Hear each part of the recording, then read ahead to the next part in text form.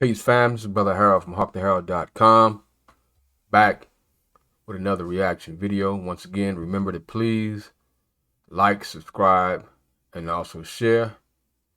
And once again, we're going to get right into it. What you're watching with Trump and Elon is pure ideology. And for all the talk about how Trump and Elon Musk, are breaking the mold and breaking the rules and taking the Republican Party in a new direction, the truth is the Republican Party has always hated taxes. That's how they built the Republican Party. It's a coalition between the business community, which doesn't want to pay taxes, and a whole lot of special constituencies which are brought together in the Republican Party with a deal. We'll give you the special thing you're interested in if you make sure to keep the taxes on business low. So the Republicans pander to white supremacists, and the Republicans pander to gun enthusiasts, and the Republicans pander to the anti-abortion fact. These are their constituencies who come together in the Republican Party, and the deal is you support anti-taxes, and we will help you with the guns and the fundamentalist Christianity and all the rest of it. Okay, we all know that. Okay, what Trump and Musk are doing is cutting taxes. How are they doing it? By laying off millions of public employees who, if you don't have to pay them, well, then you don't have to raise the taxes. They're all worried sick about one thing. No one should make a mistake. When Mr. Trump was president the first time, the one major economic act of his first presidency was the tax cuts of December 2017.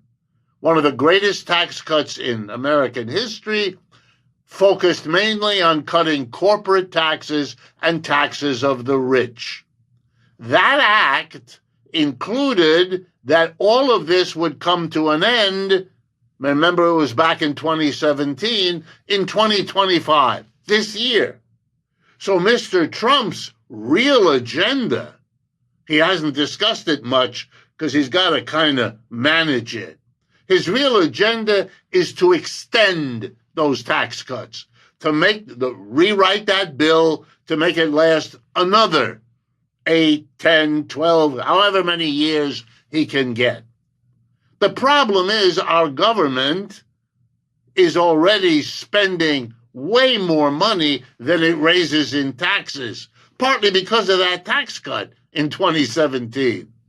So he's got the problem, how can I extend the tax cut and then face the American people with trillions of dollars in government debt, which I promised to deal with? Answer: tell a very conventional Republican story. I'm getting rid of unnecessary government fat. You used the word before. I love that. It's like losing weight. Who could object, right? We're on a diet. So we're on a diet. We're getting rid of the fat. That was never true. That was just pure ideological nonsense. They don't care about all those needs going unmet. They are glued to the idea if we lay off millions and millions of workers, whether they work for Social Security or AID or the Labor Department, or it doesn't matter. All of that money that we would have to raise in taxes to pay for them, we don't have to anymore. And we'll go to the American people and say, look, who cares about all those public employees who lost their jobs? I am able to say to you, we will not raise your taxes. Look at me, aren't I wonderful? If you have the money of Mr. Musk to repeat that message from every bus stop from every TV show, from every advertising venue, you might get away with it because people don't put two and two together. Here is the reality. Every president has been trying to do a mild version. We don't have lots of fat in our federal system. That's why our taxes are lower than they are in most capitalist countries. We don't have a birth-to-death health system that would employ huge numbers of people. We don't have it. We don't have a massive program to help people. And so we don't have high taxes. And every president has had the incentive. You'll be able to keep taxes down by not doing a lot for people. So we don't have fat. When we cut public employees, we cut services. Any fool would understand that. If you take half the people in a government office and you fire them, you think the other half are just going to do twice as much as they used to when you don't pay them more? Ain't going to happen. No private employer does that. The public can't either. You're laying off all these people. They are now in terrible shape. Where do you think the millions of people laid off by the government, where do you think they're going to go? They're going to go to the only place where there are jobs left, the private sector. And you know what they're going to do there?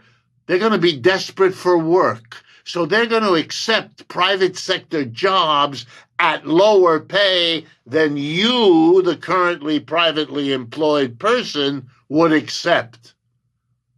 So what they're doing, which the business community understands, firing millions of public drives down the wages of private employees, which the employer class cheers on.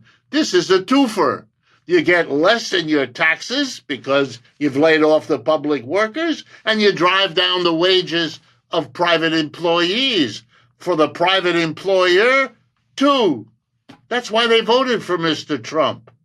That's what they want from Mr. Trump. And that's what they're getting from Mr. Trump. That's all this is. The rest, if you pardon my Spanish, is bull. And you know what part of the bull I'm referring to. It's meant to cover it over, to make it look as though it doesn't matter. You're just getting rid of the superfluous fat in your budget, as if this is not going to impact. I know, just from one example, across the university space, I've been a professor all my life at American universities. I'm hearing from all of them that their budgets are being cut, that they don't know what money from the federal government, if any, they're going to get. They've been relying on that money for most of what they do for at least the last 50 years. My entire life has been in universities that are getting all kinds of money from the federal government, without which they couldn't provide the scholarships that they've been doing, without which they couldn't do the research, they wouldn't have come up with the inventions, they wouldn't. You think all of that is going to go on just as if the money were not there? That's nuts. There's no basis for that. No evidence whatsoever. And you know, our universities used to be thought of as rather important institutions. To underscore it, let me tell you, in the last 25 years, the United States has closed hundreds of colleges and universities. During the same period of time, the People's Republic of China has created and opened thousands of colleges. I mean, we wonder why the Chinese, our adversary, no mystery. No mystery.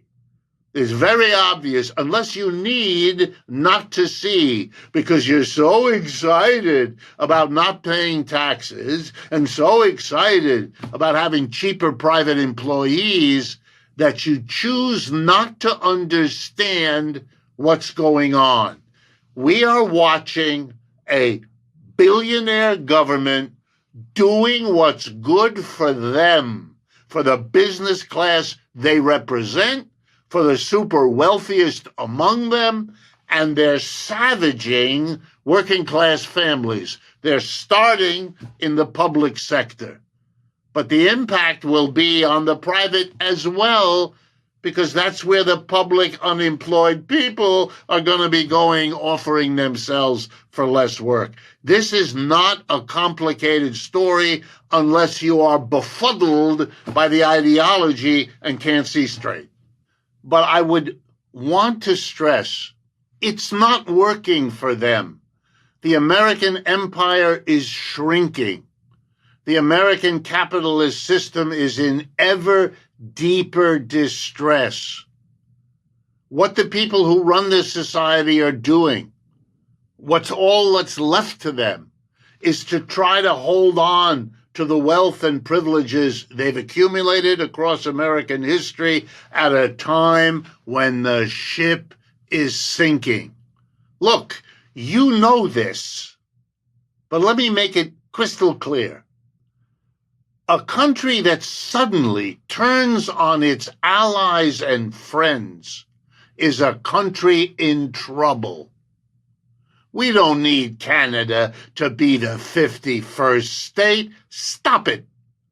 That's a desperate idea, to get all of their wealth, to threaten them to get it so that they become inside, to snatch back the Panama Canal, which we gave to Panama and into which Panama has invested billions of dollars, saving the United States from having to do it, since we are the number one user of the Panama Canal. This is silly. Throwing the entire Europe under the bus. What is this? I'm not defending Europeans. I'm not celebrating Canadians, nothing. But I am aware that China's importance in the world keeps growing, not shrinking. The United States' footprint in the world keeps shrinking, not growing. And the desperation of a president who is going to make Canada the 51st state and snatch Greenland. What are you talking about? These are signs of desperation. Otherwise, you'd sit down with the relevant people in these places, talk about what you might like, see how they think about it, work out an agreeable compromise the way people do whose interests may clash from time to time. Come on, we know what diplomacy is about and what it means. When the United States needs it, it's busy doing that. Suddenly, the Russians, with whom we could not have a conversation for years, are the ones we're inviting. Please sit down with us. Please talk to us. That's what's going on. Trump has invited them. Mr. Putin, to whom you couldn't speak, is now the buddy. These are signs of desperation. Mr. Trump has no interest in Russia. He has to do that because the United States has been, dare I say it, defeated in Vietnam, in Afghanistan, in Iraq, and now in the Ukraine. It's admitted in the circles that run this country. Only in the popular mentality is it still deemed too dangerous to say these things. But no, don't think of what is going on as the great capitalists taking care of themselves. Yes, that is part of the story. But here's another part, which in the end ought to worry you even more. It isn't working. Their situation is shrinking. The United States set out to isolate Russia, China, whoever they thought was an enemy. You know what's happening? The United States is now isolating itself. The thing it wanted least is what its own decisions are bringing to it. The Europeans, especially over the last 3 or 4 days, having listened to the defense secretary and listen to the vice president carefully, as I did too, are aware that they hitched their wagon to the United States of 40 years ago. And now they face this sad reality that they hitched their wagon to the wrong horse. That horse is running away and yanking them behind it with no care for what happens to them. And they are now going to have to, in a way, start from scratch with leaderships utterly discredited by having given everything over to the United States. But the United States got a lot of benefits from that, all of which it is now throwing out the window. That's not a sign of power and strength. That's a sign of desperation.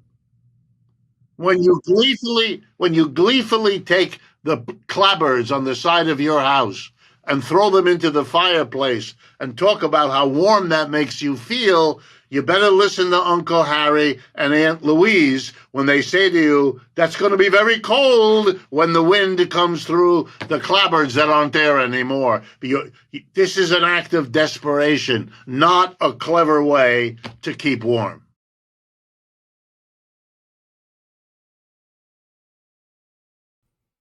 Wow.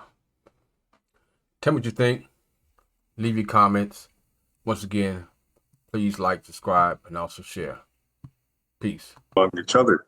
So it was the biggest challenge. One of the reasons why we can see that the inter-African trade was so low.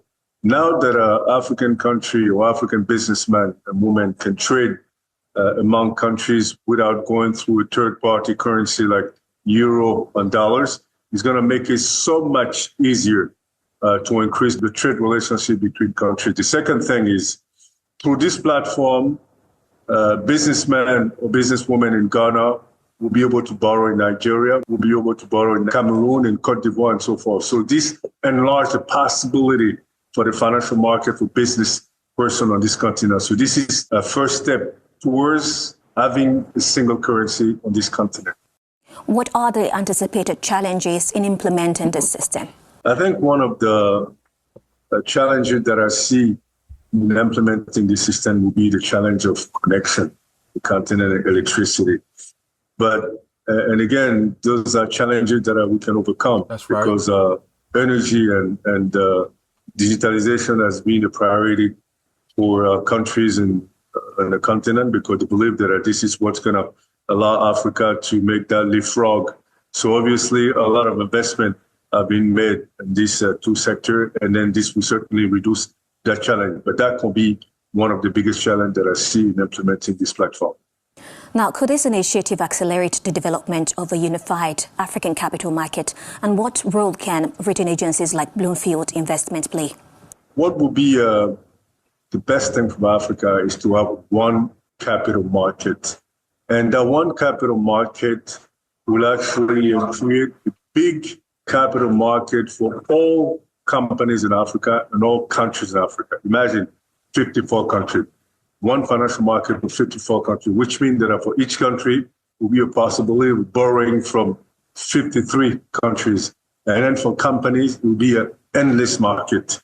And of course, credit rating agency will play a great role in this new configuration, because to access capital, you have to establish your creditworthiness. And your creditworthiness has to be established in the currency that you want to borrow. So this is how African credit rating agency will play a major role on this new capital market. We have already started 18 years ago. Bloomfield has been created. We have done great things on this continent. And now, as we go along, people realize that we need to have one capital market because size counts these days. Why is it important to have private rating agencies? Size meaning unity. Rather than publicly controlled one as proposed by the African Union. If you look at all rating agencies in the world, they're all private. This is a private business. This is not a public business because of the conflict of interest. Imagine the rating agency created by the African Union, so created by African country, will be rating African countries doesn't make much of a sense. And we have warned them about this, but they've gone along and done it anyway. And I think this is one of the challenges in Africa. People are too emotional. I think they wanted to react to the fact that international rating agencies, that's black people in general, too emotional. We're biased, but this is not the best way to react. You already have private African rating agency on the continent. What the African Union should do is to reinforce the capacity of Bloomfield and Augusto to become very big rating agencies in Africa, but they don't need to create a public rating agency. It's not going to work. It's going to fail. I can guarantee you that. Mr. Zeze, thank you so much for your time. Thank you. Thank you very much for inviting me. A Zimbabwean inventor claims to have achieved what Nikola Tesla couldn't: harness and radio waves from the sun to generate electricity. His groundbreaking technology powers vehicles without fuel or external charging, potentially revolutionizing renewable energy. Our reporter Keith Baptiste has the details. A Zimbabwean inventor believes he has done what Nikola Tesla could not do. That is, create a system that can harness the power of radio waves created by the sun. The invention converts electromagnetic waves into electricity housed in a moving vehicle, be it a bike or a car. What we are using in the cars is our technology. That we are here today, we have the first car in the world that doesn't need external recharging system. You can drive that car to your house, you can connect and power your house. Instead of drawing power from your house, it's now vice versa. While the invention challenges the law of thermodynamics, Zimbabwe's Institute of Technology believes Maxwell may be onto something truly remarkable. Clean and efficient energy solutions are no longer optional. They are critical.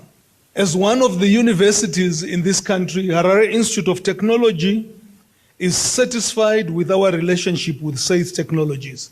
We don't make cars, we're an energy, new and renewable energy company. We make solutions. Go ahead. Whilst critics have raised questions about the inventor's authenticity, Maxwell says that the cars will soon be available for people to purchase for only 15,000 United States dollars, a price that might be a bit steep for most Zimbabweans, but with it not needing to refuel, most Zimbabweans think it will be worth the buck. For Africa News, Keith Baptiste in Harare, Zimbabwe. That's awesome. You know, it's good to see. They got some big things going on in Africa, you know. Salute them, applaud them. Do your thing over there, you know. I pray for your success. You know, and ours over here as well. It shows, you know, the brilliant minds among us that we don't need anybody else. We just need to come together in unity and see what our independence and what our unification can produce among us here in America as well. Leave your comments. Tell me what you think. And I'll leave you as I came. Peace. And remember again to please like, subscribe, and share.